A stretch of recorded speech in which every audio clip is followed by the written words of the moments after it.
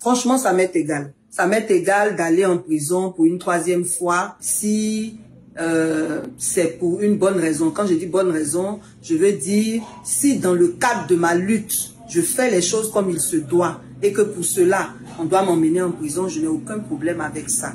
Mais j'estime que c'est quand même dommage que des personnes qui ont étudié, qui connaissent les principes démocratiques, veuillent enfreindre à la liberté d'expression sans scrupule, sans honte, sans vraiment aucune gêne. Bonjour Brut, je suis Pulchérie Edith Ballet, défenseuse des droits de l'homme.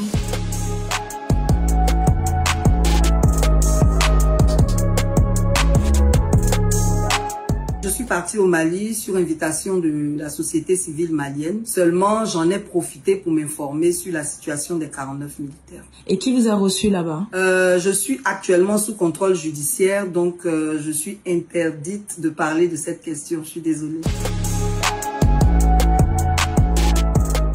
Il y a malheureusement des personnes qui ignorent tout du rôle de la société civile et qui ne croient pas en l'indépendance de la société civile, donc qui lient tout ce que la société civile fait à des politiques. On m'a déjà accusé d'être gore, d'être GPS, c'est pas la première fois d'être PDCI, mais vous conviendrez avec moi qu'une seule personne ne peut pas être de tous ces bords en même temps. Je ne le connais pas, je ne l'ai jamais vu, je ne lui ai jamais parlé. Seulement, quand j'étais emprisonnée, la première fois, il a apporté un appui à ma famille. Et la seconde fois, ce sont ces militants qui m'ont soutenu aussi.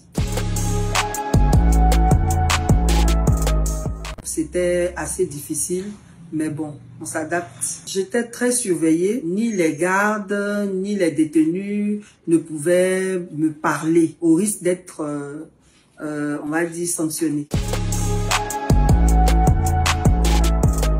En tant que maman, moi je suis très fière de ma fille. Quand j'ai vu son interview, j'étais très heureuse parce que j'ai vu qu'elle a compris, qu'elle a épousé l'esprit de la lutte. Et ça, je ne peux qu'en être fière. Je dois observer une obligation de réserve avec interdiction de parler de l'affaire des 49.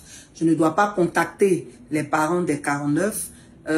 Mon passeport doit être détenu avec eux et je ne dois sortir du territoire sans autorisation. Je dois émarger toutes les semaines chez le juge du 10e cabinet et enfin, chaque fois qu'une autorité me convoque,